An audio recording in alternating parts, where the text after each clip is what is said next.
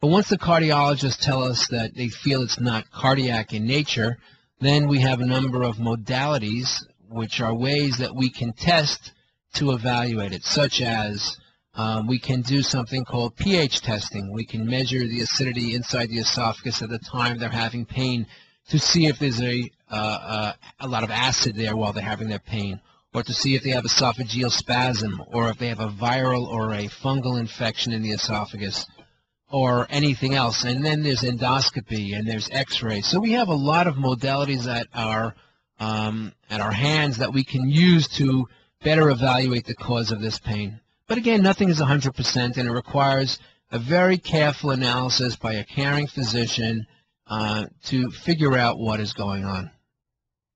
All this, mind you, without us ever thinking about what goes on and knowing that we have an esophagus, as you mentioned, as part of the autonomic system. Incredible. Let me ask you something that I've always wondered.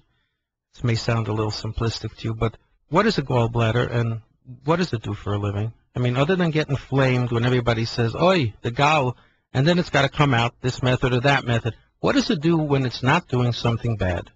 You know, that's a really great question. The reason is because there are some parts of our bodies that we're always trained as little kids and saying, oh, you don't need that, it doesn't do anything, such as, everybody knows, the appendix or the gallbladder. And what we used to call them is vestigial organs, organs that we don't really know why they're there. But as we get a little smarter, and mind you, just 20 years ago, doctors didn't really have all these fancy abilities to know these things, and MRIs and CAT scans. As we get smarter and as we do more clinical research, we find out that all these organs have a role. Now, the gallbladder's major role is to act as a storehouse for bile, and bile acids is actually like a detergent that helps us digest fats. If you didn't have these bile acids, which are produced in the liver and stored and secreted from the gallbladder, we would not be so happy, in that we would have cramps every time we ate a little piece of cheesecake or a little fatty flanken or pastrami. So these act as digestant aids, and especially in fats. And the gallbladder may have other roles that we're just starting to find out through research also. But the issue about the gallbladder is that it very frequently develops something called gallstones, and with gallstones, it may develop inflammation. It's very common to find women who've had a large family to develop these gallstones. It's a very high risk factor when they've given birth to develop these gallstones. Now, most gallstones are asymptomatic, meaning they don't bother you. Only 90% of people do they bother you. A matter of fact, very interesting studies going back to World War II. Unfortunately, when soldiers who died young, they would, on routine autopsies, they found gallstones in asymptomatic individuals and young healthy people. So the routine gallstones, the calcium gallstones, they develop, and they may cause a chronic inflammation of the wall of the gallbladder, and this causes scarring of the gallbladder. And then when you would eat a fatty meal, or when you would be going about your business not worrying about your gallbladder, all of a sudden you get a terrible pain in the right side, and that could be a sign of a gallbladder attack. And unfortunately, once you have a bad gallbladder, we cannot fix it. So it's still recommended to remove it before you get into a serious problem. And some of these attacks with the stones can actually cause much more serious problems, even leading to severe complications. So today, even though surgeons do not like to operate as much as they used to, removing a diseased gallbladder is still something that we do routinely. Seems to be a big role for a tiny little organ. Yeah, that's the way it is. Shows you that we really don't know exactly what's going on all that well just yet. What about the pancreas and the spleen, Dr. Gettenberg? I've heard that people can live without a spleen. Right. Now, the spleen is not really a digestive organ, although it's really in the location of the other intestinal organs, such as it's contiguous. In other words, it's touches some of the other organs, and as most people know, the liver is on the right side and the spleen is on the left side, although in rare cases things can be twisted around topsy-turvy. But the spleen, while not really a digestive organ, was another one of those organs that was thought not to be so important. A lot of people in trauma, when they're hit, God forbid, in a car accident, or they fall off a bicycle or take a bad fall, the spleen can become actually cracked, and it may bleed a lot because the spleen is a storehouse for blood, and it has to be removed. And previously they thought, well, it's not such a big deal, but recently, and there was an article recently published where they said the spleen actually has a very, very important role in the immune function of the human being. It storehouses, it stores antibodies, it stores white blood cells. Certain cells are produced in the spleen, and we know that if you remove a spleen, then a person is much more prone to certain infections from what we call encapsulated organs, such as pneumococcus, Haemophilus influenza, and so therefore it has a very important role in the immune function.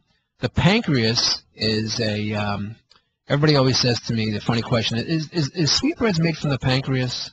But that's about what people know about the pancreas. But a very, very important organ. It has dual function. Everybody knows it has a very important role in the prevention of diabetes and the secreting of insulin. When insulin is no longer produced from the Langerhans cells in the pancreas, you get diabetes. Type 1, and spleen has a very important role. The pancreas has a very important role in producing digestive enzymes, which breaks down food in the small intestines, both protein, starches, and carbohydrates. I'm finding myself back in school here. I'm actually taking notes. Okay, this is interesting, and I'm losing track of time.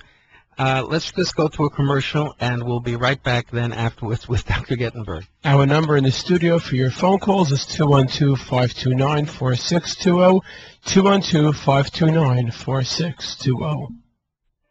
Revival would like you to be aware of a fundamental fact regarding home health care services. By law, the patient and the family have the right to choose the agency that will provide services in the privacy of your home.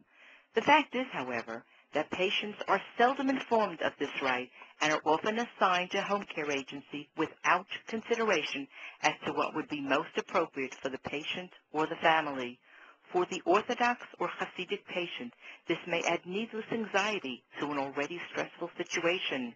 It is therefore important to clarify to the nurses and the social workers soon after admission that if home care services are needed upon discharge, that you choose Revival, the only certified agency established to service the special needs of the Orthodox Jewish patient. Do not allow total strangers to make this very important, very personal decision for you. Remember, it's your home, your health, and your choice. Revival is the right choice. Okay, we're back in the studio with Dr. Gettenberg. We're discussing gastroenterology. Our number in the studio, 212-529-4620, 212-529-4620. Let us go to our busy phones. Let us go to Leah from Brooklyn. Leah? Yes, first of all, thank you very much. We just learned a lot of new piece of information because I had a gastric bypass surgery 2 years ago. Actually, I'm experiencing now a lot of bloating. What does it come from, and why am I suffering after surgery, especially when I eat dairy? Okay, Leah, I want to thank you for calling, and I'm glad you did the surgery, and I hope it helped you.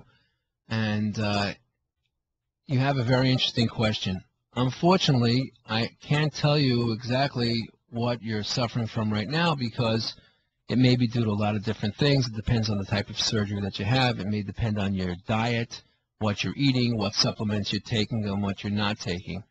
So therefore, although it sounds trivial, I think it's very important that you sit down with your physician or speak to somebody who's an expert in nutrition, especially what you should be eating after either bypass surgery or lap band placement, and go over that with him, and I'm sure he can find out and do something to help you and help you get you back to yourself. Thank you so much for the call. Once again, the number in the studio, 212-529-4620, 212-529-4620. Let us now go to Moshe calling from Flatbush. Moshe?